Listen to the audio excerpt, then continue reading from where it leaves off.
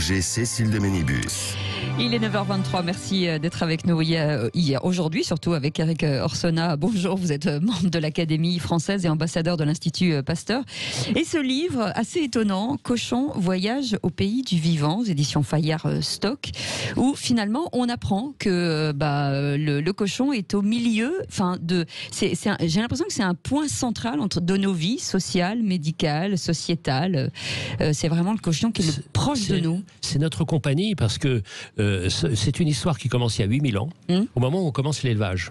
Et on commence l'élevage entre le Tigre et l'Euphrate, un endroit qui était l'endroit le plus fertile de toute cette partie de la planète. Imaginez alors que c'est la guerre maintenant.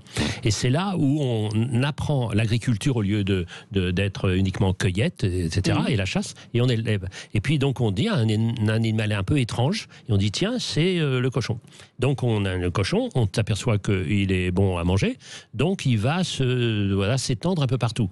Donc il passe par l'Europe, où il rencontre des sangliers, donc il se met un peu comme ça. Et il y a un voyage par la mer, par la Méditerranée, et qui arrive en Corse. C'est pour ça qu'en Corse, avec une race qui s'appelle les Nustrals, excellent, eh bien, ces Nustrals sont les seuls héritiers directs, et je pourrais dire purs, de ces cochons du début qui viennent de la Mésopotamie. Donc il y a un lien très étrange et très particulier et vérifié scientifiquement entre la Corse et la Mésopotamie. Mes copains corses me disent mais comment tu sais ça?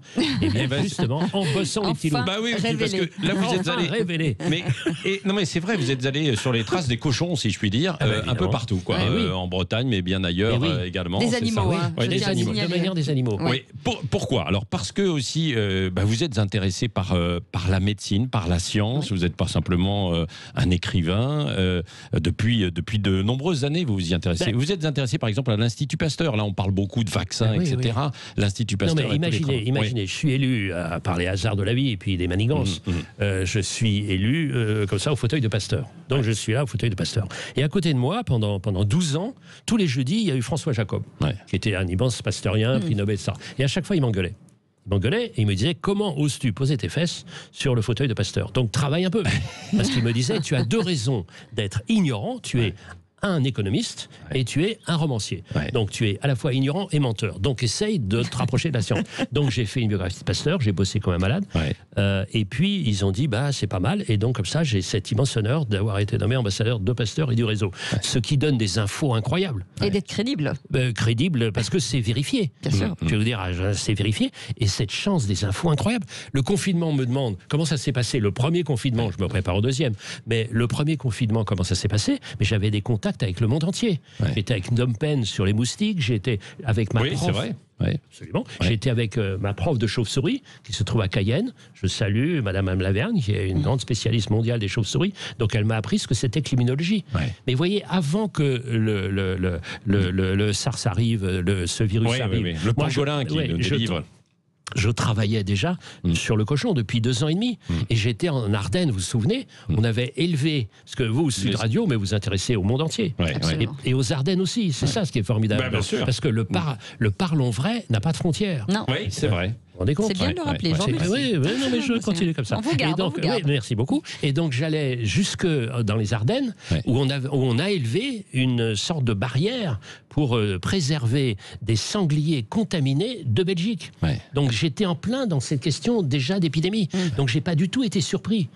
Puisque j'avais précédemment travaillé sur les moustiques, j'avais écrit un livre qui s'appelle Géopolitique des moustiques, et pour être franc, je croyais, et ça le Sud est particulièrement menacé, que nous serions frappés par une épidémie de dingue, c'est-à-dire...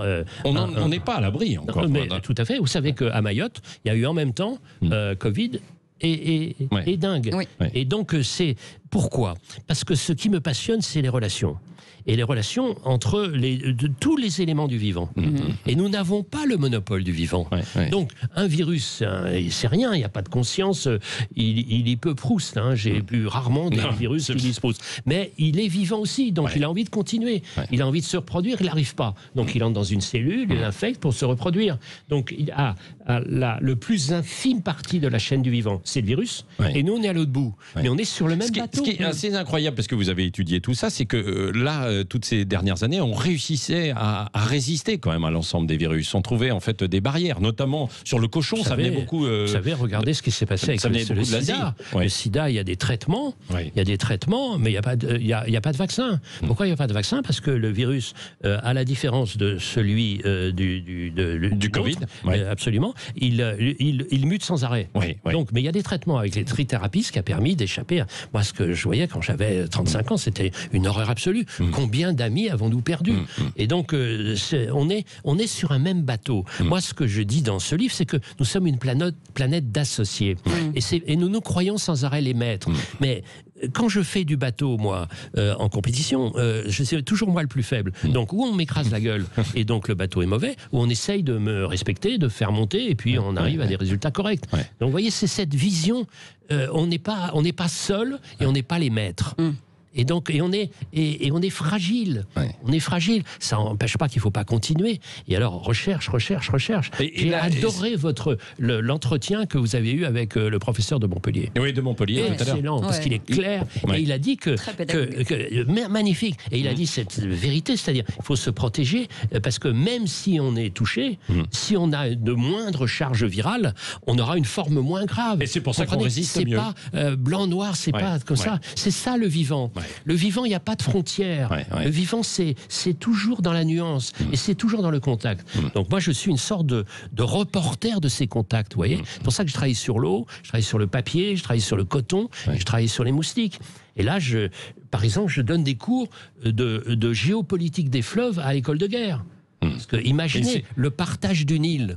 Le partage du Nil entre ces trois pays immenses, entre deux immenses, qui sont l'Éthiopie et l'Égypte. Et si l'Éthiopie prend l'eau dont elle a besoin, l'Égypte n'a plus de Nil, vous imaginez. Donc c'est ça le vivant. Comprenez, c'est ça. Ça, c'est probablement l'une des prochaines batailles de l'humanité, l'eau. Ça, c'est vrai. Mais il y a la lutte contre les virus, mais bien sûr, il y a aussi... Vous avez fait une grosse enquête d'ailleurs avec Suez. Évidemment, j'ai travaillé sur ça, parce que j'ai travaillé avec l'ancienne patronne Isabelle Kocher, qui était la patronne de la Lyonnaise des Eaux à l'époque. J'avais déjà travaillé sur l'avenir de l'eau, et je vais retravailler sur l'eau avec ce que je fais avec une ONG qu'on a créée, qui s'appelle Initiative pour l'avenir des grands fleuves, où il y a des responsables des plus grands fleuves du monde, qui tous sont dans la situation. Et il n'y a pas de vivant sans eau. Non, non, bien sûr que non. Imaginez ce qui se passe. Multiplication des barrages en Chine, eh bien, le sud du Mékong n'a plus d'eau. C'est-à-dire Laos, Cambodge, Vietnam, ils n'ont plus d'eau. Comment est-ce qu'on fait? Et quand vous imaginez que 800 millions d'êtres humains vivent dans les deltas, 800 millions d'êtres humains, et que tous les deltas sont menacés parce qu'on a multiplié les barrages. Donc barrage, ça veut dire plus de sédiments. Plus de sédiments, ça veut dire plus de delta. Et en plus, la mer monte. Je fais une pause sur vous. Bougez pas, on revient dans un instant. On reviendra et on parlera du cochon. Aussi. On parlera du cochon. D'être si bavard. Pardon. Oh là là, mais moi je pourrais vous écouter pendant des heures. Ne bougez pas. On revient tout de suite. 9h31. Sud Radio, Minibus. 9h34, je comprends parfois pourquoi certaines personnes nous disent « Il se passe quoi hors antenne ?» Eh bien, il se passe plein de trucs, si vous saviez. Éric Orsona est avec nous, Cochon, voyage au pays du vivant aux éditions Fayard et Stock. On voulait revenir sur ce cochon et sur, effectivement, la proximité avec l'humain, en fait. Finalement, on se rend compte qu'on est très, très proche avec cet animal. Alors, on est proche génétiquement, puisque, en gros, 95%, c'est la même chose. Quand on s'aperçoit que les organes sont les mêmes, les organes sont disposés de la même manière, ce qui est très important, au même endroit. Et par exemple, la peau est la même. Ce qui fait que le cochon est très utile pour comprendre comment nous marchons et pour nous soigner.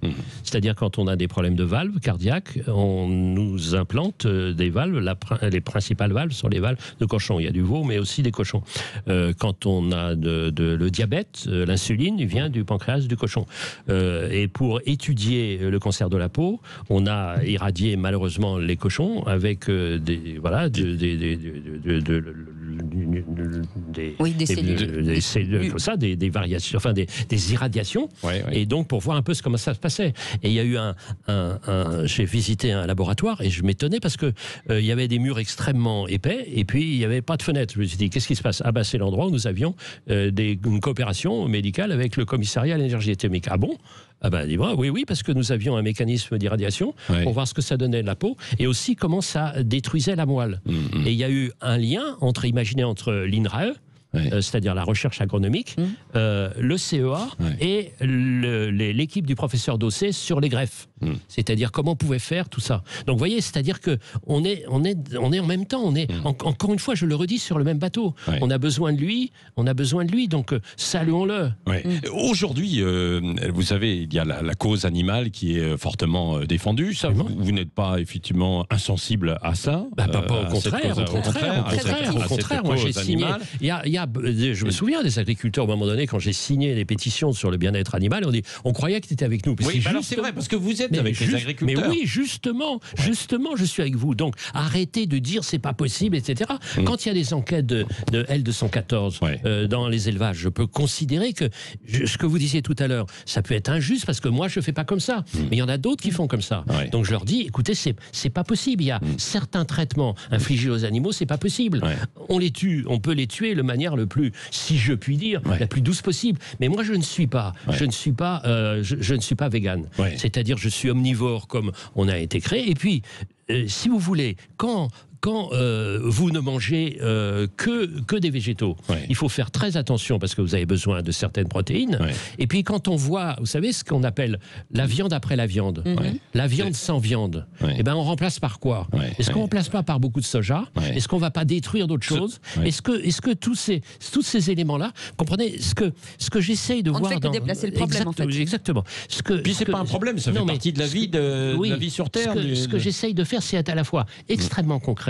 Rencontrer des gens, rencontrer des lieux et en même temps voir un peu l'entièreté de la question. C'est comme dans le domaine nucléaire, vous dites ça vaut pas cher l'industrie nucléaire. Et d'accord, mais bien sûr si vous désintéressez des déchets, comment vous faites. Donc vous voyez, c'est cette idée de voir que la vie est un grand système. Donc, et que tout ça est lié. Et vous savez, en termes comme ça, étymologiques, c'est-à-dire la vie est religieuse sans Dieu, elle est reliée. Nous sommes reliés. Nous sommes partis d'un énorme système qu'on appelle maintenant écosystème. C'est ça. Et nous, on ne nous a pas appris ça. Regardez en philo. Moi, j'ai fait de la philo comme un début avant de faire l'économie. Et on dit je pense donc je suis. Mais il y a des tas d'êtres qui ne pensent pas et qui sont. Un virus, comme on le disait tout à l'heure, il n'est pas Proust. Et pourtant, il est là, au combien. Comprenez? Donc, on a été élevé dans le morcellement. Alors que c'est une unité. C'est une unité de la vie. Je pensais appeler ce livre à un moment donné l'unité de la vie. Oui, non mais c'est vrai. Pour revenir à ce que l'on vit, à ce qu'on traverse dans notre société aujourd'hui, est-ce que vous avez l'impression que ce monde n'est pas en train de devenir fou parce qu'on est tout de suite noir-blanc, comme on le disait tout à l'heure, alors que finalement, c'est ça, c'est cette unité. Alors, vous touchez vraiment... Pourquoi on veut opposer les gens les uns aux autres? Parce que vous touchez le cœur de la question. C'est que... les relations sont de plus en plus intenses. On l'a vu en économie, on l'a vu avec les réseaux sociaux. Donc les relations sont de plus en plus intenses. Ce qui fait que le monde est de plus en plus complexe. Complexe, il y a des gens qui aiment ça à peu près, comme moi, parce que j'ai la possibilité de voir un peu comment ça marche, et d'autres qui sont perdus.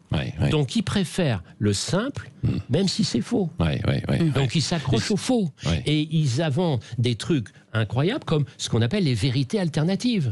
Alors que d'une certaine manière, quand même, il faut bien voir que la vérité, elle existe et elle est différente. Oui, mais c'est vrai qu'aujourd'hui, on a peut-être un petit peu moins confiance aussi dans la parole scientifique parce qu'elle a été à un moment donné controversée. Et puis parce que la science n'est pas toujours exacte. Mais bien sûr que non, parce que ça avance. Donc c'est ça la contradiction.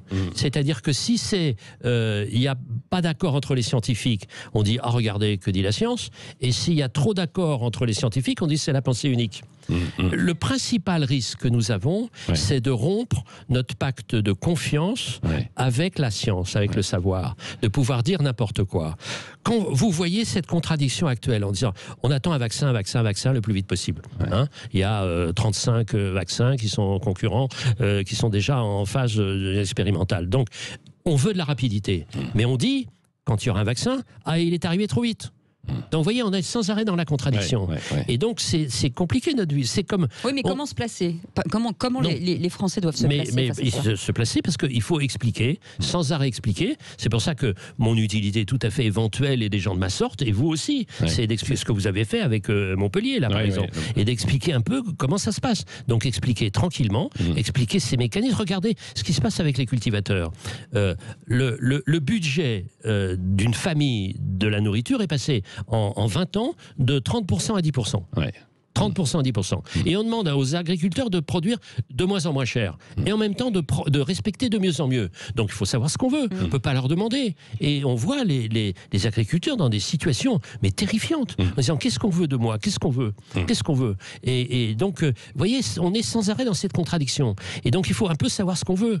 Comme on peut, si on ne prend pas les gestes barrières, ce que vous disiez tout à l'heure, si on ne respecte pas, on aura de nouveau des confinements. On le voit bien. Et le test, c'est la présence dans les hôpitaux, parce que je rappelle cette vérité d'évidence qu'on a oubliée, il n'y a pas que la Covid. Bien sûr. Oui, bien sûr, il y a toutes les autres. Pas que les Covid. Et combien je connais beaucoup de gens, ma femme est médecin, beaucoup de gens qui sont au fond morts parce que la Covid avait eu le monopole. Et c'est ça qu'on comprend. S'il y a trop de lits occupés, les autres, ils attendent pour les opérations, pour les traitements, pour les chimios, etc.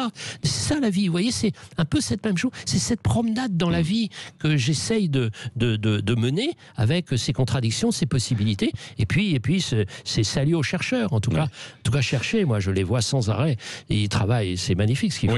L'épidémie de coronavirus, là, est-ce qu'elle n'est pas en train de révéler aussi au grand public, en fait, à tout le monde, tous les effets de la mondialisation que vous connaissez bien depuis des années, pour avoir beaucoup travaillé sur le cacao, sur en fait énormément de choses quand vous étiez économiste.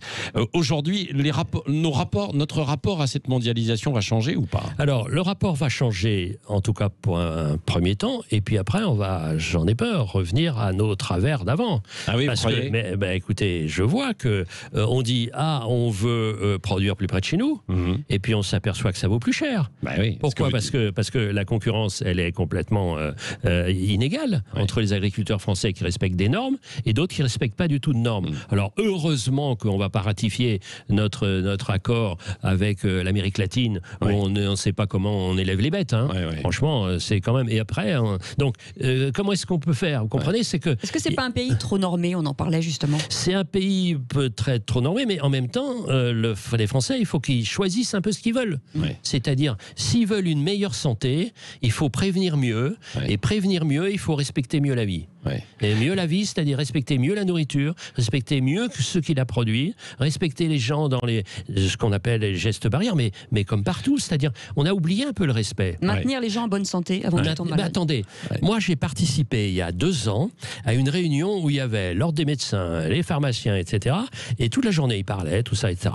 Et je leur ai dit, c'est étrange parce que il y a un mot qui a manqué pendant toute la journée. Ah bon? C'est lequel? C'est le mot prévention.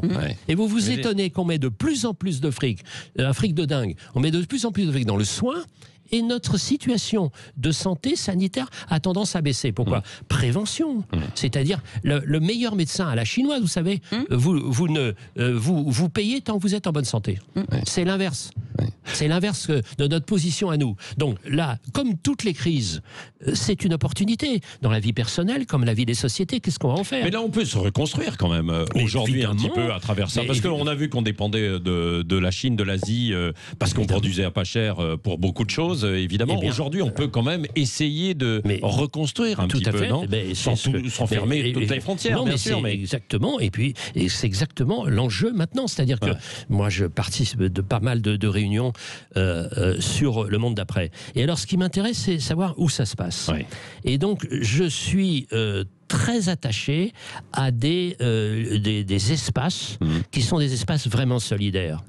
Et donc, quand je participe, par exemple, à la réflexion sur l'avenir de la Bretagne, qui est principalement touchée par ce système. Parce que vous êtes d'origine bretonne. Oui, origine bretonne. Et il faut se rappeler que dans les années 50, dans ma prime jeunesse, mon enfance, c'était vraiment de la misère. Et elle est sortie de la misère grâce aux élevages. Et maintenant, on fait quoi? Est-ce qu'on va continuer comme ça? Continuer à multiplier les ports en Bretagne? Forcément, il faut arrêter à un moment donné. Comment est-ce qu'on fait? Et donc, c'est passionnant. Parce que vous avez... parce que si on arrête, il faut autre chose. Attendez, moi, les gens qui prennent le TGV, qui disent les algues vertes, c'est pas bien, et qui reviennent, non. Non, ça, franchement, non, ça, non. C'est que ça tue un petit peu. Bien sûr. Puis c'est le mépris. Quel mépris des gens. Donc, qu'est-ce que c'est la transition? Comment est-ce qu'on fait? Et puis, c'est à la fois la transition écologique, la transition de l'agriculture, c'est le fait que les gens se précipitent vers les rivages, c'est les gens qui viennent en Bretagne parce qu'il fait plus chaud ailleurs. Vous voyez, donc, tout, vous savez, c'est ça qui me... Ça, c'est valable pour la Bretagne et c'est valable pour d'autres régions, bien sûr. Donc, essayer de. C'est pour ça que, vous savez, un écrivain, c'est pas un romancier, c'est pas un essayiste. Ouais. C'est-à-dire un personnage. Ouais. C'est pour ça que j'ai pris le personnage du cochon, parce qu'il incarne tout ce qui est émouvant, tout ce qui est bon pour la santé ou mauvais pour la santé, bon pour l'environnement, mauvais pour la santé, c'est une sorte de miroir. C'est pour ça que j'ai travaillé sur l'eau aussi. Parce que dis-moi, comment tu gères l'eau, à quel prix, au bénéfice de qui, je te dirai exactement à quelle société tu appartiens. C'est pas pour voir sa gueule que je travaille sur l'eau, parce que franchement, moi je la vois, mieux ça vaut. Bon, il a de l'humour en même temps, tout en maniant toutes ses connaissances. Merci au théâtre Éric. de 10h tous les soirs à partir de demain. Voilà, c'est ça. Si je fais avec vous. Avec plaisir. Alors c'est le théâtre des 2 ânes. Très bien. Très bien. Et je vais faire géopolitique de l'âne. Écoutez, très bien. Parfait. Merci Éric Orsena, Cochon, donc Voyage au pays du vivant. C'est toute une réflexion sur l'avenir aussi de l'humanité à travers donc le cochon qui est l'animal sans doute l'un des plus proches en tout cas de l'être humain. C'est passionnant. Merci pour votre bonne humeur. Oui, absolument. Bien sûr. Dans un instant. Et puis donc on verra pour les dates, pour le théâtre des 2 ânes. Oui, c'est le Ménébus. Éric Orsena, je veux voir ça sur une même affiche. Faut qu'on écrive d'abord. Vous avez parlé de géopolitique tout à l'heure. On va évoquer ça avec Emmanuel Razavi, comme chaque vendredi, Global Geo News qui sera avec nous et on va s'interroger sur la liberté d'expression. Est-ce qu'elle est en danger en France, mais également à